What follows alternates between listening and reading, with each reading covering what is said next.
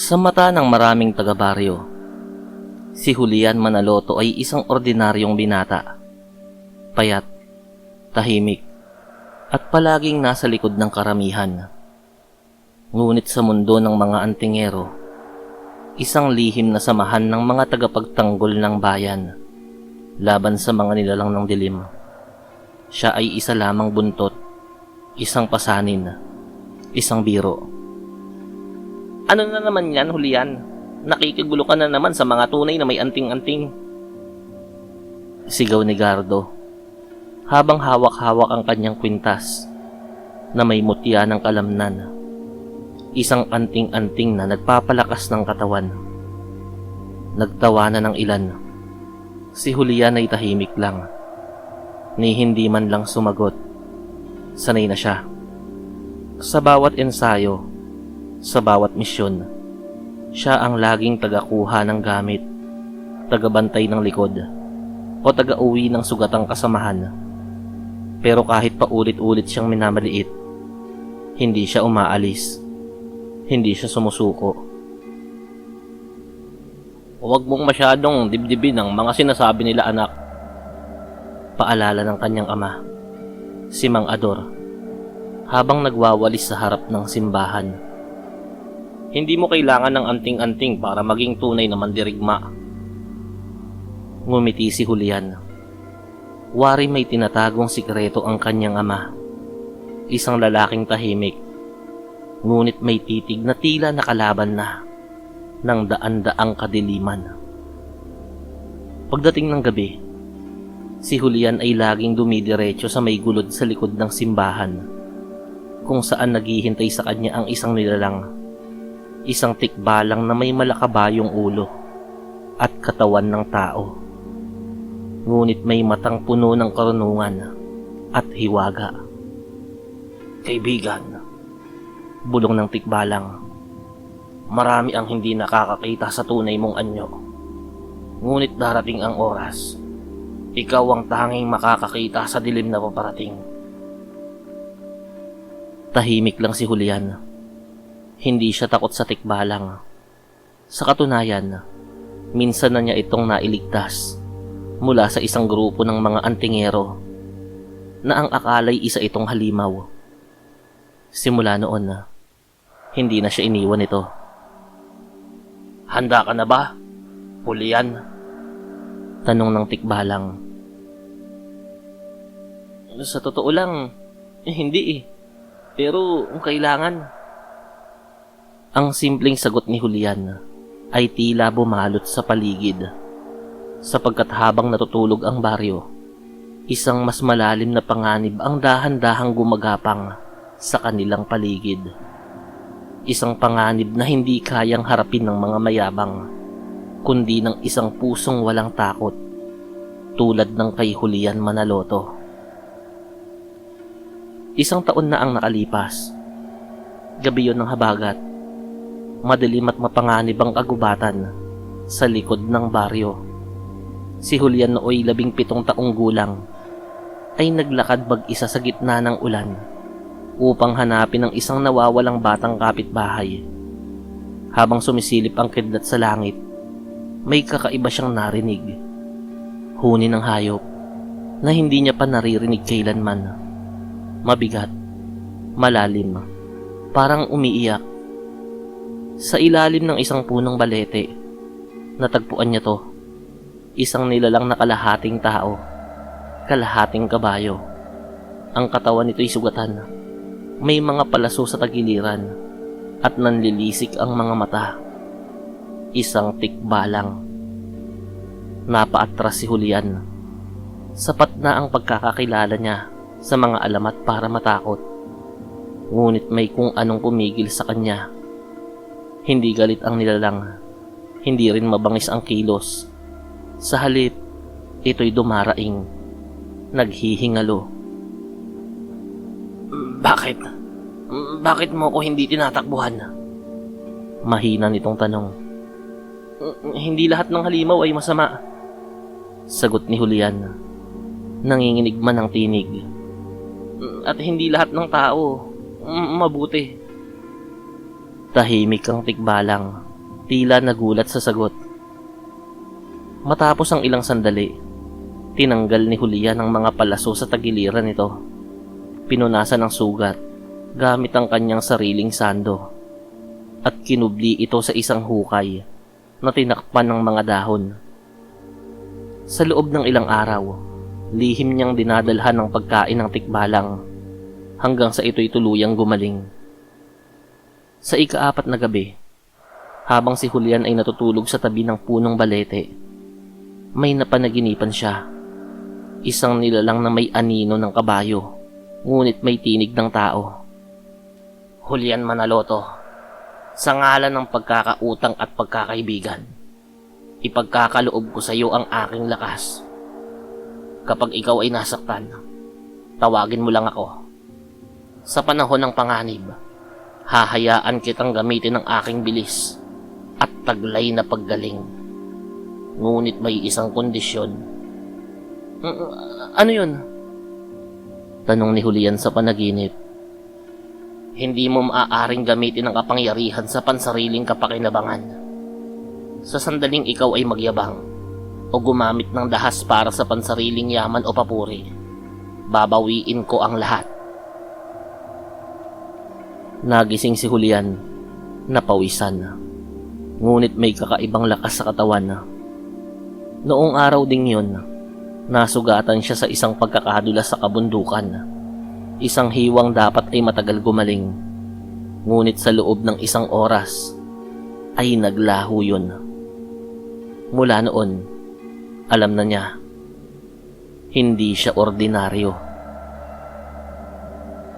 At sa likod ng kanyang kahinaan sa paningin ng iba, may lihim siyang kakampi.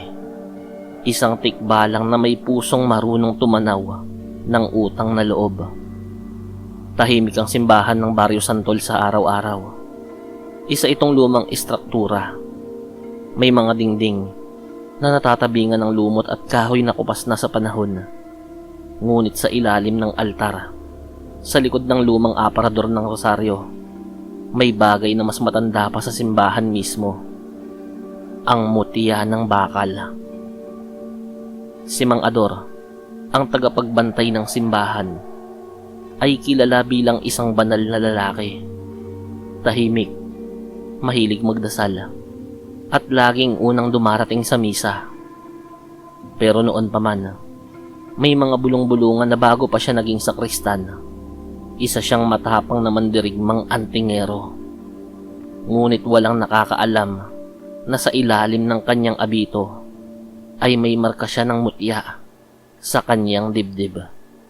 Isang hugis kampana na tila bakas ng lumang sumpa at panata. Isang gabi, habang naglilinis si Julian ng upuan sa loob ng simbahan, hindi niya sinasadyang narinig ang usapan ng kanyang ama at ng isang bisita. Isang matandang lalaking may tungkod na tila may kasaysayan sa kanilang pamilya. Ador, sambit ng bisita, hindi habang panahon ay maitatago mo sa anak mo ang totoo. Tama na, Tomas, sagot ni Ador habang nakatitig sa ilaw ng kandila. Pinili kong iwaksi ang buhay na yon. Ayokong sapitin ni Julian ang kapalarang hindi ko rin ginusto noon. Pero ang dilim ay muling gumagapang. Ang huling balita, may gumagalang albularyo sa kanayunan. Nagpapanggap na manggagamot, pero tinatanggal ang proteksyon ng mga baryo. Alam mo ang kahulugan niyan. Hindi na nagsalita si Mang Ador. Sa halip, tumayo siya. Kinuha ang susi mula sa kanyang rosaryo at binuksan ang lihim na silid sa likod ng altar. Dito, nakita ni Tomas ang isang lumang kahon na yari sa pinatigas na puno ng mulave. Binuksan yun ni Ador at doon, kumislap ang mutya ng bakal. Kulay abong pilak, maliit lang, pero ramdam ang bigat ng enerhiya nito. Ayon sa alamat, ito ay kinuha mula sa mismong pako ng kampanaryo noong panahon ng Kastila. Isa itong banal at makapangyarihang mutya. Kayang patumbahin ng aswang sa isang suntok lang. Sa iisang gamit, kaya nitong patayin ang sinumang nilalang ng dilim. Pero may kapalit, sabi ni Tomas. Oo, bulong ni Ador. Bawat suntok ay kabawasan sa buhay nang nagtatangan nito. Sa labas ng silid, tahimik na umalis si Julian. Hindi nagpaparamdam. Sa dami ng taon, ngayon lamang siya nakadama ng matinding kuryosidad at pag-aalala. Kung ganito kapanganib ang mutya ng kanyang ama, bakit ito tinatago? At anong klaseng kaaway ang paparating? Bumalik siya sa kanyang kwarto na may tanong sa isip. Ano ang tunay na pagkatao ni ama? At bakit tila konektado siya sa madilim na kapalaran na unti-unting bumabalot sa aming baryo? Makalipas ang ilang linggo, napansin ng mga taga-baryo Santol ang kakaibang katahimikan sa gabi. Wala na ang huni ng mga kuliglig. Ang mga aso, kung hindi tahimik, ay bigla na lamang nagwawala, na tila walang dahilan. May mga nawawalang alagang hayop, at isang gabi, isang batang babae mula sa kabilang purok ang natagpo ang wala ng buhay. Maputla, tuyot na ang dugo at may kagat sa leeg. Aswang! Sigaw ng mga matatanda. Nagsimula ang takot. Ang mga pintuan ay nilagyan ng bawang at ang mga bata ay hindi na pinapalabas kahit hapon. Agad na tumawag ng pagpupulong ang pinuno ng mga antingero. Si Caramil, isang matipuno at mayabang na lalaki, nakilala sa taglay niyang kalasag ng tagos. Isang anting-anting na kayang tumaboy ng masasamang espiritu. Dapat tayong rumisponde. Hindi tayo magpapahiya sa ating samahan. Sigaw niya sa mga kapwa antingero. At syempre, huwag niyong isama yung walang silbing si Julian. Baka maging pabigat lang yan. Muling nagtawanan ng grupo. Ngunit si Julian ay naroroon, tahimik sa likuran, nakikinig. Hindi na siya nasasaktan. Sa halip, mas lalong tumitibay ang kanyang paninindigan. Sa gabing iyon, habang ang grupo ng mga antingero ay lumusong sa gubat upang hanapin ang pugad ng mga aswang, si Julian naman ay pumunta sa simbahan. Doon niya nadatnan si Mang Ador, nakaupo sa harap ng altar. Hawak-hawak ang mutya ng bakal. Anak, sabi ni Mang Ador, darating ang gabi ng dugo. Hindi sapat ang lakas ng anting-anting kung mayabang ang may hawak nito. Tandaan mo sana yan. Napatingin si Julian sa mutya. Itay, gusto ko nang lumaban. Hindi para patunayan ang sarili ko. Gusto ko lang protektahan ng mga taong walang laban. Ngumiti si Mang Ador. Tumayo siya. Nilapitan ng anak at mahigpit na niyakap. Hindi mo kailangan ng mutyang to. May sarili kang sandata at may kasama kang tapat sa'yo. Nang gabing yun, habang papalapit sa gitna ng gubat, ang grupo ni Caramil, inatake sila ng mga nilalang na halos hindi nila makita. Ang ilan sa kanila, hindi man lang nakasigaw. Ang mga antingero ay nagkagulo. Akala nila'y sapat na ang kanilang taglay na agimat at mutya. Pero mali sila.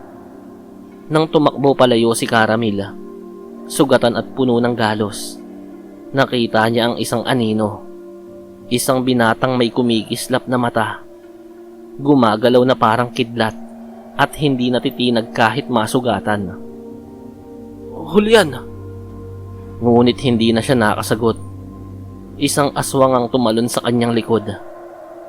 Bago pa makapanakit, isang kamaong bakal ang dumapo sa ulo ng halimaw at tumilapon ito na tila niyanig ng lindol.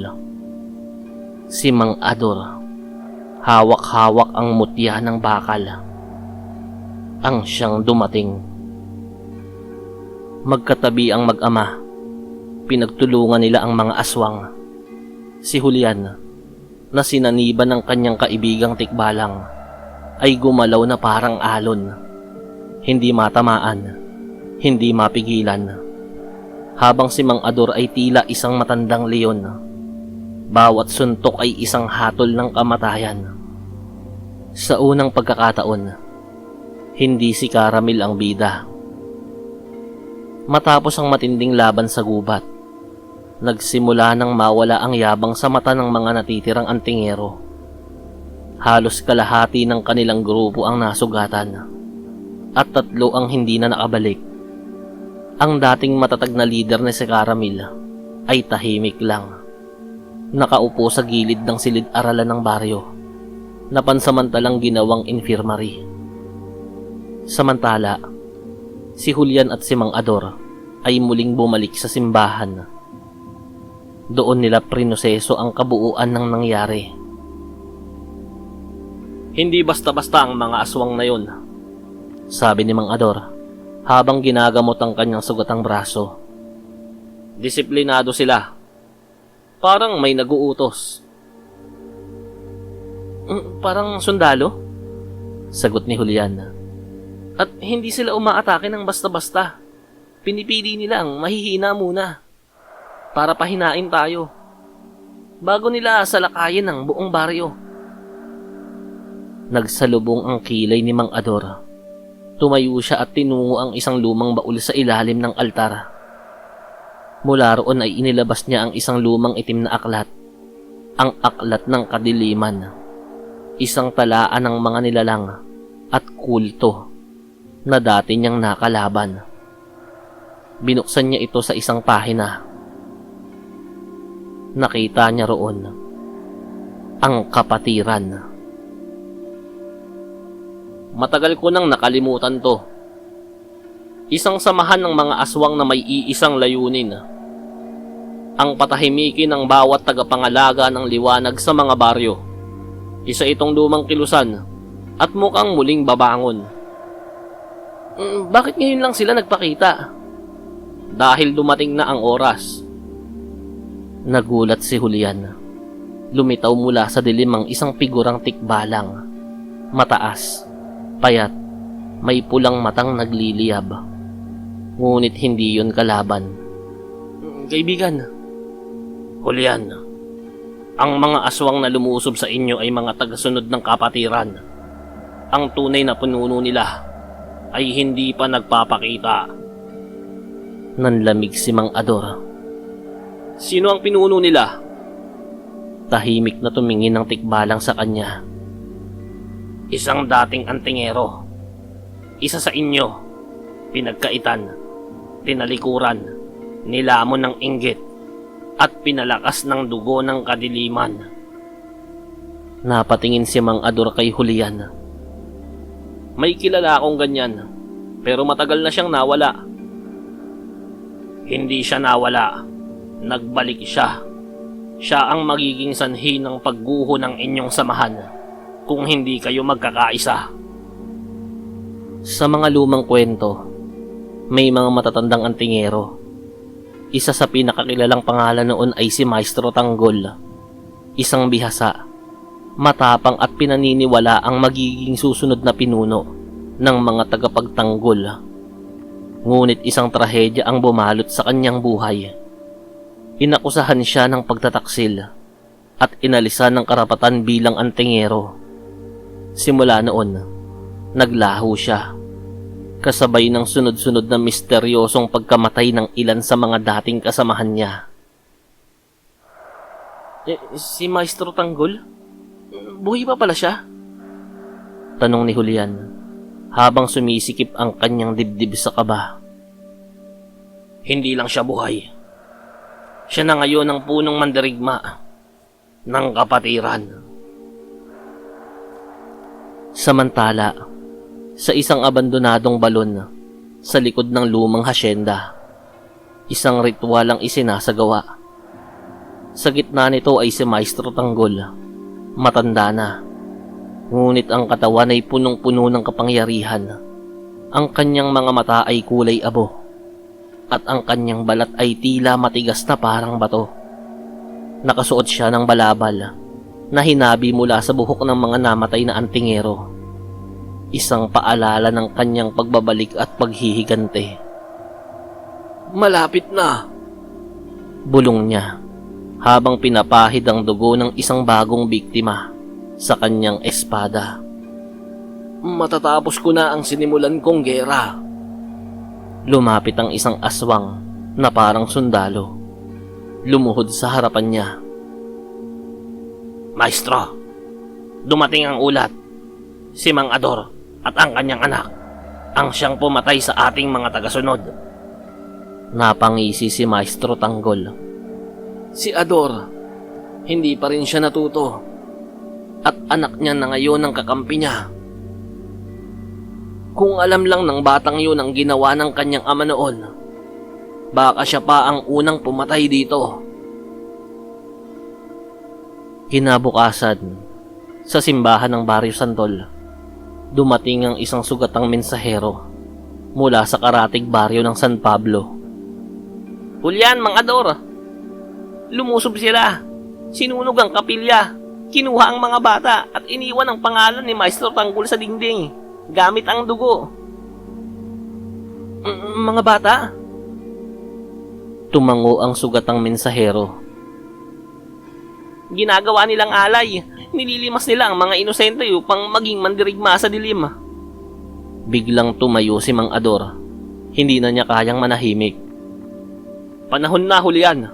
Hindi na sapat ang pagtatanggol. Kailangan nating lusubin ang ugat ng kasamaan at wakasan ang kapatiran." "Handa na po ako, Tay," sagot ni Julian, habang unti-unting sumanib sa kanyang anino ang kanyang kaibigang tikbalang, handa ng lumaban. Sa isang mapanglaw na gabi, tinipon ni Mang Ador at Julian ang natitirang matatapat na antingero. Hindi ang mga mayayabang at mapang-api, kundi ang mga tahimik, ngunit tunay na mandirigma. Sa loob ng lumang kumbento, nilatag nila ang plano. Isang lihim na paglusob sa Hacienda Verdana, ang sinasabing taguan ng kapatiran. Hindi na ito laban ng antingero laban sa aswang. Ito na ang laban ng liwanag laban sa kadiliman. Nakahanda si Julian. Suot niya ang itinagpitagping tela ng kanyang yumaong ina. Dala ang matibay na gulok ng kanyang ama. Ngunit higit sa lahat, naroon ang kanyang kaibigang tikbalang sa aninong laging nakaabang. Sa kabilang dako, sa ilalim ng Hacienda Verdana, ay isang lihim na silid. Isang silid ng pagdurusa. Dito nakakadena ang ilang bata. Mapuputla na. Halos wala ng buhay. Isa sa kanila ay si Nico, 8 taong gulang. Pipi mula pagkabata. Ngunit may mata na tila may liwanag ng diwata. Nakatitig sa kanya si Maestro Tanggol. "Ang batang ito, hindi ordinaryo. Sa kanya ko ibubuhos ang huling piraso ng kapangyarihang tinipon ko. Gagawin ko siyang sisidlan ng kapangyarihan ng mga nilalang ng dilim." Ngunit bago pa man masimulan ang ritual, yumanig ang lupa. Isang bahagi ng hasyenda ang sumabog. Nagulat ang mga aswang. Mula sa alikabok ay sumulpot si Julian. Ang mga matay pula sa galit. Katawan ay naglalagablab sa lakas ng tikbalang. Sa likuran niya ay si Mang Ador, tangan ng mutya ng bakal, at ilang piling antingero. "Julian!" sigaw ni Maestro Tanggol, habang pumupula ang kanyang balat sa galit. "Nagpakalalaki ka rin sa wakas." "Hindi ako ang dapat mong katakutan," sagot ni Julian. "Ang dapat mong katakutan ay ang katotohanan." Nagsimula ang matinding labanan. Sa loob ng hasyenda, lumitaw ang mga tagasunod ng kapatiran, mga dating antingero, Ngayon ay nilamon ng dilim. Lumaban sila gamit ang anting-anting na tinapunan ng itim na mahika. Isa-isang nasugatan ng mga kasama ni Julian, ngunit hindi siya bumitaw. Ang kanyang katawan ay sugatan na, ngunit salamat sa kanyang tikbalang na kaibigan. Ang bawat sugat ay mabilis na gumagaling. Mabilis siyang gumalaw, tila hangin. At bawat sipat suntok ay may lakas ng isang kabayo. Sa silong, habang nilalabanan ni Mang Ador ang tatlong matitinding aswang, sinira ni Julian ang mga kadena ng mga bata. Ngunit bago niya mailigtas si Nico, tumayo si Maestro Tanggol sa kanyang harapan. Hindi mo siya maliligtas, Julian. Ang dugong yan ay para sa kadiliman. Ngunit sa hindi inaasahang sandali, hinawakan ni Nico ang kamay ni Julian at biglang lumiwanag ang buong silid. Isang puting liwanag ang bumalot sa bata. Napaatras si Maestro Tanggol. Imposible! Isa siyang lahi ng diwata, sabi ng tikbalang sa isipan ni Julian. Bantayan mo siya. Siya ang susi sa pagbagsak ng kapatiran. Matapos ang malakas na pagsiglab ng liwanag mula sa katawan ni Nico, napahinto ang mga nilalang ng kadiliman, pati si Maestro Tanggol, na kilala sa pagiging walang takot, ay napaatras. Hindi pwedeng totoo to, bulong niya habang nanginginig ang kamay. Ang lahi ng diwata ay matagal nang pinuksa. Pero ang liwanag mula kay Nico ay hindi basta ordinaryo. Lumutang siya sa ere, at ang mga sugat ng mga antingero sa paligid ay unti-unting nagsimulang maghilom. Kahit si Julian, na halos hindi na makatayo, ay muling tumatag. Sa kanyang isipan, muli siyang kinausap ng kanyang kaibigang tikbalang. Julian, ang batang yan ay anak ng isang diwata at isang tao. Siya ay isang tagapamagitan. Kung siya'y mapapasama sa kadiliman, magwawagi ang kapatiran. Ngunit kung siya'y maililigtas, maaari niyang ibalik ang balanse. Sa itaas ng hasyenda, si Mang Ador ay humarap kay Ginoong Bagras, isa sa mga pinakamatatandang aswang, dating miyembro rin ng antingero. Ngunit nagtaksil upang yumaman sa pamamagitan ng pag-alay ng dugo ng mga batang musmos. Ador! Sigaw ni Bagras habang nakikipagbuno. Bakit mo pa sinama ang anak mo sa giyerang to? Alam mong hindi siya handa. Dahil may puso siya. Isang bagay na hindi kayo magkakaroon. Tugon ni Mang Ador habang isinaksak ang kanyang mutya ng bakal sa dibdib ni Bagras. Isang malakas na sigaw ang umalingaw-ngaw. Naguho ang isang kisame. Isa pang haligi ng hasyenda ang bumagsak. Sa kadiliman ng hasyenda, muling nagharap sina Julian at Maestro Tanggol. Tama na to, Maestro. Hindi mo na kailangang magpatuloy. Pakiusap ni Julian habang hawak ang batang si Nico. Ngunit tumawa si Maestro Tanggol. Hindi mo pa rin alam? Ang ama mo, si Ador, siya ang isa sa mga dahilan kung bakit ako itinakwil. Siya ang nagsumbong sa akin. Siya ang sumira sa pangalan ko. Siya ang dahilan kung bakit naging ganito ko. Biglang nayanig ang loob ni Julian. Hindi totoo yan. Ngunit bago pa man siya muling makapagsalita, lumundag si Maestro Tanggol at hinampas si Julian ng buong lakas. Tumilapon siya sa pader, ngunit sa kanyang pagkakahandusay, dumampi ang kamay ni Nico sa kanyang noo. At isang panaginip ang bumukas. Isang alaala. Nasa isang lihim na silid si Mang Ador, kausap ang mga nakatataas na antingero. Hindi natin pwedeng palampasin si Maestro Tanggol. Ginagamit niya ang anting-anting para sa pansariling interes. May binapas lang siyang inosente. Ani Mang Ador. Ngunit sa isang sulok, Nanonood pala si Tanggol. At sa panahong yun, ang galit ay naging apoy at ang apoy ay naging kadiliman. Nagising si Julian mula sa alaala. Naluluha siya. Tama si Maestro Tanggol. Ang ama niya ang naging dahilan ng pagbagsak ng dating dakilang mandirigma. Pero sa halip na galit, ang naramdaman ni Julian ay pangunawa. Tumawa siya. Tumayo siya kahit sugatan at humarap muli sa kalaban. Maestro Tanggol, hindi mo kailangang maging alipin ang nakaraan. Nandito pa ang pagkakataon. Baka hindi mo man mapatawad ang ama ko, pero may paraan pa para bumawi. Hindi sa kadiliman, kundi sa pamamagitan ng pagligtas kay Nico.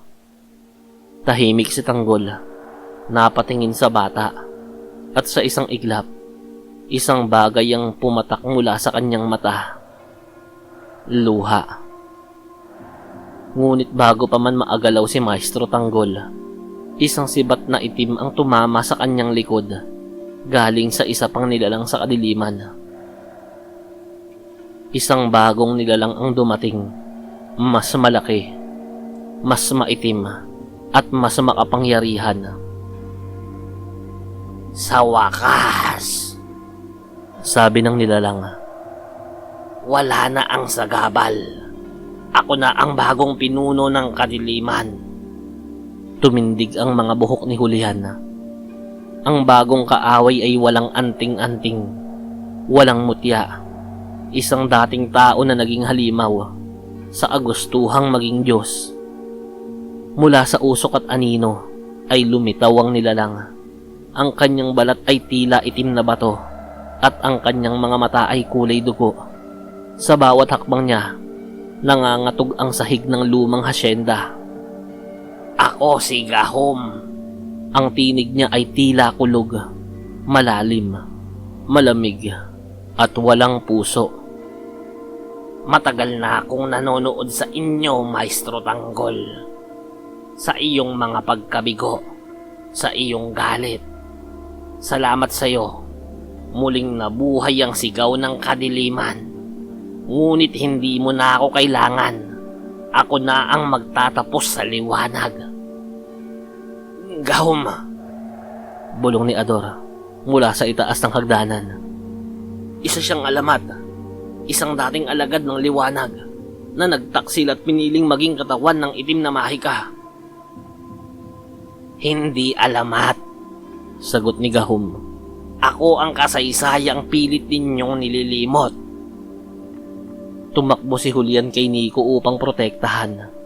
Ngunit bago pa man siya makalapit, inundayan ni Gahom ng isang palad na may itim na apoy. Tinamaan si Julian at tumilapon sa dingding. Duguan, halos walang malay. Julian! Sigaw ni Mang Ador, sabay talon at sibat ng mutya ng bakal. Tumama ito sa balikat ni Gahom, ngunit tila walang epekto. Wala na ang panahon ng inyong mga mutya. Ang bagong panahon ay panahon ng ganap na kapangyarihan. Kapangyarihang walang moralidad. Walang awa, walang hangganan. Sa loob ng diwa ni Julian, habang walang malay, muli niyang nakausap ang tikbalang. Julian, hindi sapat ang aking bilis o lakas para talunin si Gahom. Hindi rin sapat ang mutya ng iyong ama. Subalit may isa ka pang bagay na hindi niya alam. Ano yun? Ang iyong dugo. Ano? Ikaw, Julian, ay hindi ordinaryong tao. Ikaw ay isinilang sa ilalim ng liwanag ng itim na buwan. Isang bihirang pangyayaring nagbibigay kakayahan. Pagsanibin ang liwanag at dilim. Ikaw ang tagapagpantay. Hindi ka antingero dahil mas sigit ka pa roon. Sa sandaling yon, nagising si Julian. Tumayo siya kahit basag ang buto. Umaagos ang dugo sa kanyang muka, pero kakaiba na ang kanyang aura. Hindi lang bilis ng tikbalang o lakas ng tao ang naroon. Isang puti at itim na apoy ang bumalot sa kanyang katawan at sa kanyang mga mata may liwanag ng diwata at anino ng halimaw. Gahom! Sambit ni Julian. Hindi mo o kayang ibenta sa kadiliman at hindi rin ako alipin ng liwanag. Ako ang balanse at ngayong gabi magwawakas ka. Nagpakawala si Gahom ng napakalakas na enerhiya. Isang alon ng kadiliman na kayang mamatay ang lahat ng antingero sa paligid. Ngunit si Julian, sa pamamagitan ng bagong kapangyarihan, ay lumusot sa gitna ng alon. Nagsalpukan ng kanilang mga kamao. Yumanig ang buong hasyenda. Gumuho ang bubong. Tumilapo ng mga piraso ng bato at kahoy. Ngunit sa gitna ng abo at usok, tumayo si Julian, habang ang katawan ni Gahom ay unti-unting nadudurog. Imposible! Ako ang kinatatakutan ng mga diwata. Ako ang sinasamba ng mga anino. Hindi ka Diyos. Isa kang paalala na walang kapangyarihang hihigit sa taong handang lumaban. Hindi para sa sarili kundi para sa iba. Sa pagputi ng langit, isa-isang lumabas ang mga bata mula sa ilalim ng hasyenda. Si Nico ay naangiti. Kahit hindi nagsasalita, niyakap niya si Julian. Lumapit si Mang Ador, may luha sa mata. Anak, patawarin mo ako. Dapat matagal na kitang pinayagang malaman ang katotohanan. Ngunit ngumiti lang si Julian. Hindi ko kailangan ng anting-anting pa. Lalo na kung may mga taong gaya ninyo at mga kaibigang gaya ni Nico. Lumipas ang isang linggo matapos ang pagbagsak ni Gahom. Sa tulong ng mga natitirang antingero at ng ilang taga-suporta ng simbahan, muling naayos ang hasyenda. Ito ngayon ay ginawang kanlungan ng mga batang nailigtas. Isang bagong tahanan para sa mga inosenteng nawalan ng kanilang mga mahal sa buhay. Sa gitna ng lugar, si Mang Ador ay nanatiling tahimik, nagkukumpuni ng mga sirang santo at krusipiyo. Si Nico, ang batang may dugong diwata, ay araw-araw na nagdidilig ng mga halaman at tumutulong sa mga bagong dating na bata. At si Julian ay hindi na ang binatang minamaliit. Isang gabi, tinipon ni Julian ang mga natitirang antingero sa isang lumang kapilya sa gitna ng gubat. Nasa harapan niya sina Erning at Lando at ilang mga sugatang kasamahan na minsang nambuli sa kanya. Tahimik sila, nahihiya, walang makatingin sa kanya ng diretsyo. Pero ngumiti si Julian. Hindi ako nandito para magparinig o magmataas. Lahat tayo ay nagkakamali, pero may natutunan tayo. Ang anting-anting ay hindi ang sukatan ng dangal o tapang, kundi ang pagpili araw-araw na lumaban para sa kabutihan kahit alam mong mas mahina ka. Lumapit si Erning. Patawad, Julian. Kung may karapatan mang mamuno sa atin, ikaw yon. Ilang araw pa ang lumipas. Isang liham mula sa samahan ng matatandang antingero ng Timog ang siyang dumating. Inaanyayahan si Julian na maging opisyal, nakasapi at leader ng bagong henerasyon. Ngunit tinanggihan niya yon. Ayokong itaas ang sarili ko. Gusto ko lang ay bantayan ang mga batang tulad ni Nico at turuang mabuhay na may tapang kahit walang anting-anting. Tumango ang mga matatanda. Iyon mismo ang dahilan kung bakit karapat-dapat ka. Sa ilalim ng puno ng balete, kung saan sila unang nag-usap ng tikbalang, muling nagpakita sa panaginip ni Julian ang kanyang kaibigan. Hindi pa tapos ang gera, Julian. Marami pang Gahom sa mundo. Ngunit huwag kang matakot. Bakit? Dahil hindi ka nag-iisa. Ilang buwan pa lamang ang lumipas. Makikita si Julian na nagbubuhat ng mga kahon ng pagkain para sa mga bata. Sa kanyang kamay, wala pa ring anting-anting, pero sa kanyang likuran ay isang anino ng isang tikbalang na palaging nakabantay.